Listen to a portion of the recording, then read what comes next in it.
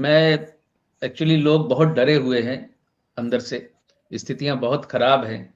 मैं ज़्यादातर कोशिश करता हूँ कि कुछ पॉज़िटिव बता सकूँ, कुछ पॉज़िटिव बताऊँ कि फलानी डेट के बाद स्थिति थोड़ी काबू होगी तो 6 जून के बाद स्थितियाँ थोड़ी काबू होने की आशंका है, गुरुदेव बृहस्पति जब कर्क राशि में आएँगे तो। लेकिन आपने जो सवाल पूछ लिया उसका ईमानदाराना जवाब मुझे देना पड़ेगा कि 2032 तक विश्व में शांति के कोई आसार नहीं है। स्थितियाँ दिन पर दिन बिगड़ती जाएँगी और हाँ, दुनिया विश्व युद्ध की ओर बढ़ रही है। सुनने वाले मुझे जानते हैं कि 2028-29 तक का मेरा 100 बार बोल चुका हूँ कि वर्ल्ड वार की आशंका है। तीसरा विश्व युद्ध इस अगले 7 साल के 6 साल के अंदर हो सकता है, विशेष करके 28-29 के आसपास। तो स्थितियाँ बिगड़नी है आगे जाके क्योंकि कुछ जिस पे मैं बहुत कम बोलता हूँ, 2 लाइन ही बोलूँगा, great game, greater Eurasia, new world order, control, नया सिस्टम, नया वर्ल्ड ऑर्डर, इन सब की कवायद का ही खेल है ये और ये जानबूझकर किया जा रहा है और सबसे बड़ी बात है कि इन्होंने नियम बनाया है कि परमाणु संयंत्रों पे हमला नहीं करेंगे तो भाई सर ऐसा है कि ताकतवर लोग नियम अपने लिए बनाते हैं और खुद ही तोड़ते हैं वो। एक ताकतवर को मैंने कभी नहीं देखा जो अपनी जवान की कीमत रखता हो। पर्सनल ज़िंदगी में भी मैंने देखा है। वो अपनी जवान से कभी भी पलट जाता है, लेकिन कमज़ोर व्यक्ति अगर अपनी जवान से पलटता है तो उसकी टिक्का बोटी उड़ा देते हैं पकड़ के ये लोग।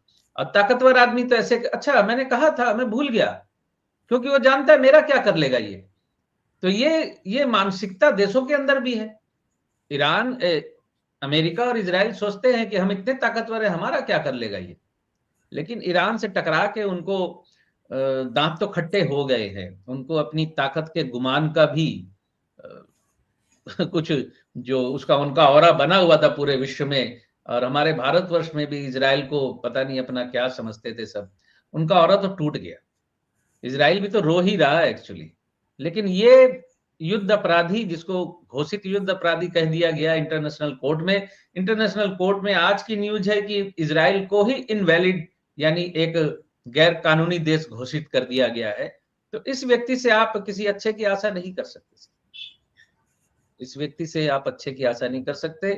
पुतिन के नाम पे कई लोग चिढ़ते हैं, लेकिन मैं समझता हूँ विश्व में इस वक़्त पूरे विश्व में एकमात्र पुतिन ही ऐसा है, जो चीज़ों को बहुत ज़्यादा बिगड़ने से रोकने की कोशिश में लगा रहता है। पुतिन ने सच कहूँ तो पिछले 5-6 सालों में इस दुनिया को बहुत हद तक बचा लिया। मैं कहना नहीं चाहता क्या बचा लिया, कहाँ बचा लिया, लेकिन उसने बहुत कुछ किया है। लेकिन उसको इस चीज़ का ये नहीं है कि कोई मेरी तारीफ़ करे, वो सिर्फ़ अपना काम करता है। अपनी पीआर टीम नहीं चलाता वो अपने लिए, कि आज पुतिन ने दाएँ हाथ से खाना खाया, आज अपना सर खुजाया टाइप की पीआर टीम नहीं है उसकी। सर। जी। अब एक ऐसे विषय पे आते हैं यहाँ से निकलकर जो पूरी दुनिया को इस समय चिंतित कर रहा है, जिसको मैं 3F के रूप में बात करता हूँ, food, fuel and fertilisers. Fuel से तो करीब करीब 20-25% का हिस्सा गल्फ से निकल कर आता है। इससे 6000 आइटम भी बनती हैं, खाद भी उससे बनती है। उसी से देखा जाए तो फर्टिलाइजर बनता है, उस फर्टिलाइजर से हमारा खाना बनता है, फूड बनता है। इसलिए इसको फूड, फ्यूल और फर्टिलाइजर कहा जाता है, 3F कहा जाता है। दुनिया में 50% खाद जो है दुनिया से बाहर हो गई इस टाइम। 33% गल्फ से बिल्कुल प्रोडक्शन नहीं है, जीरो। और चीन और रूस जो बाकी प्रोड्यूस करते थे 17-18%, उन्होंने एक्सपोर्ट बैन कर दिया 10 दिन पहले, टोटल बैन कर दिया है। तो 50% खाद अवेलेबल ही नहीं है। और हम हिंदुस्तान जैसा कंट्री जो है वो दो किस्म की खाद ऐसी है जो ऑलमोस्ट 100% इम्पोर्ट करते हैं, और एक किस्म की खाद ऐसी जो 50% इम्पोर्ट करते हैं, जो यूरिया है। अब हमारे को खाद की बड़ी दिक्कत हो गई है। वर्ल्ड की जो फूड एंड एग्रीकल्चर ऑर्गेनाइजेशन है, यूएनओ को, उनका कहना है कि अभी 800 करोड़ में से 200 करोड़ लोगों को 2 वक्त का खाना नहीं मिलता है, और 3 महीने रुक जाइए 400 करोड़ को 2 वक्त का खाना नहीं मिलेगा। और महंगाई इतनी ज्यादा बढ़ गई है फूड की कि मैं बता नहीं सकता। ये जो समस्या है, जो आपने शायद कहा था कि खाद्य संकट आएगा, एक प्रोग्राम में आपने कहा था कि फूड क्राइसिस होने जा रहा है, वो सामने खड़ा है। और उसकी जड़ में वो 3F, food, fuel and fertilisers. मैं चाहूंगा इस भुखमरी वाली जो स्थिति है, जो हंगर का जो पीरियड आने जा रहा है, इरा जो आने जा रही है, इसके बारे में जरूर बताइए। और इसको हमने इंसानों ने खुद पैदा किया है, नेतन्याहू और ट्रंप ने पैदा किया ताकि दुनिया गरीब रह सके। ये ब्रॉडर प्लान है उनका सर। ये दुनिया के बारे में बताइए कि इस टाइम जो वर्ल्ड ट्रांजिट्स हैं वो किसकी ओर इशारा कर रहे हैं और कहाँ कहाँ भुखमरी होगी और कहाँ कहाँ। बल्कि बुर्किना फासो जैसा कंट्री अफ्रीका में जो दुनिया में सबसे ज्यादा सोना पैदा करता है, पिछले साल 75 टन सोना पैदा किया, उसके बाद खाने को रोटी नहीं है। इंडिया ने अभी 3 दिन पहले उसको हजारों टन चावल भेजा है मानवीय सहायता के रूप में। आप सोचिए सर कैसे हालात हैं जी। ये बहुत बड़ी बात है, इस पर विस्तारित टिप्पणी चाहूंगा आपसे पूरी। सर ऐसा है, मैं बृहस्पति के बारे में कई बार बोल चुका हूं, आज फिर बोल रहा हूं। बृहस्पति जब अतिचारी होते हैं तब मानवता पे संकट आता है। बृहस्पति कोरोना काल में भी अतिचारी थे, पूरे विश्व पे संकट आया था, और बृहस्पति अभी भी अतिचारी चल रहे हैं, जो 2032 तक अतिचारी रहने हैं। फिर बीच में 1-2 साल रुकेगा, फिर अगले 8 साल अतिचारी रहेंगे, फिर अगले 8 साल अतिचारी रहेंगे। यानी ये जो चक्र है, ये 34 से समझ लीजिए, फिर 42 और फिर 44 से फिर 52 तक ये चलेगा। क्योंकि एक बार स्थितियां जब बिगड़ती है ना सर, बड़ी जल्दी फिर वो ठीक नहीं होती। और आप समझिए, एक टोटल कंट्रोल का जो खेल चल रहा है, लोगों को बिल्कुल कंट्रोल करने का। चिप की बातें होती हैं, ब्रेन चिप की बातें होती हैं, कितनी बातें होती हैं, मैं क्या बताऊं आपको। ये जो सारा खेल है लोगों के कंट्रोल का है। और अब 2016 की नोटबंदी को देखिए, आपको कंट्रोल कर लिया गया। अब 2000 रुपए से ज्यादा नहीं उठा सकते एक दिन में।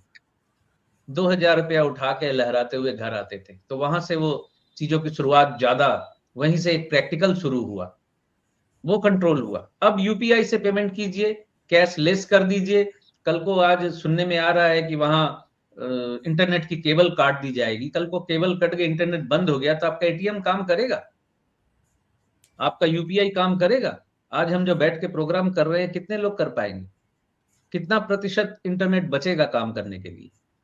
तो ये कंट्रोल का चक्कर है। अब फ्यूल पे कंट्रोल लग गया। जैसे अभी अभी जिसको मैं कहता हूं एनर्जी संकट चल रहा है, आपका एलपीजी, आप 25 दिन, 35 दिन, 45 दिन, 3 ऐसे कुछ क्राइटेरिया कर दिए गए कि आप 25 दिन से पहले, 35 दिन से पहले और गांव में 45 दिन के पहले आप एलपीजी बुक नहीं कर सकते। तो कंट्रोल शुरू, ये भी कंट्रोल शुरू हो गया। तो एनर्जी संकट चल रहा है, खास करके भारतवर्ष में इस वक्त नजर नहीं आ रहा। 5 राज्यों के चुनावों के बाद नजर आ जाएगा, जिनको नजर नहीं आ रहा है। एलपीजी के संकट उस वक्त उभर के और ज्यादा सामने आएगा। आपको कंट्रोल किया जाएगा। आप 50 दिन में एलपीजी लीजिए। केरोसिन तेल के स्टोव बाजार में छोड़ दिए गए हैं, पेट्रोल पंप से केरोसिन मिलेगा, फिर से घोषणा हो गई है। लकड़ी से खाना जलाए, कैसे जलाएंगे? लकड़ी से तो खाना किसी मोहल्ले में जलाने ही नहीं देते। आपके अपना घर है, आप जलाएंगे, आपको जलाने नहीं देंगे। इतने अवेयर हो गए लोग, इतने ज्यादा अवेयर हो गए। ये अवेयर नहीं हुए हैं, इनके दिमाग ठस हो चुके हैं। लकड़ी का खाना, कोयले का खाना ज्यादा स्वस्थ हुआ करता था। गैस का खाना इनको स्वस्थ लगता है। एक चूल्हा जलाने से ओजोन की परत में छेद हो जाता है। पिछले जब से मेरा जन्म हुआ है, ओजोन की परत में छेद हुआ ही जा रहा है। इतना बड़ा हो गया कि अब हम ओजोन से पार होके किसी और ग्रह पे चले गए। तो ये चलता रहता है, मेरी समझ से बाहर है ये चीजें। अब अगला टारगेट जो है फूड क्राइसिस का है सर। कमर की हड्डी टूट जाएगी फूड क्राइसिस में लोगों की। और जो आज तक नहीं समझ रहे कि क्या हो रहा था, क्या चल रहा था, क्या हमारे साथ कर दिया गया, सबको समझ में आ जाएगा। मैं बड़ा स्पष्ट व्यक्तिगत बातचीत में कई लोगों को कहता हूं, मैंने भक्ति निकल जाएगी सबकी। फूड क्राइसिस आ गया जिस दिन, भक्ति निकल जाएगी। आपको बता दिया जाएगा, आप महीने में 10 किलो से ज्यादा आटा नहीं ले सकते, महीने में 10 किलो से ज्यादा चावल नहीं ले सकते, आप सरसों तेल इतना ही ले सकते हैं, आधे पेट खाइए रहिए। और फिर प्रचारित किया जाएगा कि समाज को समाज के काम आना चाहिए, कम खाइए, स्वस्थ रहिए। हर चीज का तो एक जुमला निकाल दिया जाता है, एक कहावत निकाल दी जाती है, कम खाइए, स्वस्थ रहिए। अभी गैस, एक सो कॉल्ड बाबा, गैस पे खाना खाने से एलपीजी की शॉर्टेज होती है। एक सो कॉल्ड बाबा आ गए सामने, बोले गैस पे भोजन करने से नपुंसकता आती है, यौनता कम हो जा रही है। अब तक कहां था उनका ज्ञान? जब ओजोन की परत में छेद हो जाएगा करके लकड़ी के भोजन और कोयले के चूल्हे बंद करवाएंगे, तो उनको आना चाहिए था सामने ना। मजाक चल रहा है कोई देश में क्या पूरे विश्व में चल रहा है। तो पूरी धरती ग्लोबल विलेज बन गई है ना। एक समय जब एक दूसरे से कनेक्टेड नहीं थे तो दुनिया के किसी कोने में क्या हो रहा था किसी को कोई फर्क नहीं पड़ता था। आज जुड़े हुए हैं, लकड़ी से खाना बना लेते थे, कोयले से खाना बना लेते थे, लकड़ी के कोयले से खाना बना लेते थे। एलपीजी का शॉर्टेज हो गया, क्या फर्क पड़ता है। लेकिन लकड़ी के ऊपर खाना बनाना आपका बंद करवाया गया, कानून बना के करवाया गया, इन्वायरमेंट बचाने के नाम पे कराया गया, कोयले पे आपको रोटी बनाने से रोका गया और फिर एलपीजी का संकट पैदा किया गया। आप कहेंगे अरे आप क्या बात कर रहे हैं। अरे भाई, विश्व राजनीति में जो चीजें होती है 100-200 साल के प्लान को लेकर चलती है। वो कोई एक दिन का प्लान नहीं होता कि आज प्लान बनाया तो अगले दिन ये एग्जीक्यूट हो जाएगा। विश्व राजनीति में जो चीजें चलती हैं 100-200-300-400 सालों की बात सोच के चलती है कि एक दिन हम नहीं तो हमारी ब्लड लाइन इसके ऊपर राज करेगी। तो फूड क्राइसिस आते ही भक्ति सबकी निकल जाएगी, सब समझ जाएंगे। पैसा खाएंगे, सोना खाएंगे घर में बैठ के। कृषि को भी बर्बाद किया जा रहा है ताकि उत्पादन ही ना हो।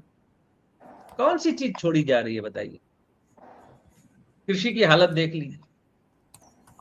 तो फूड क्राइसिस है।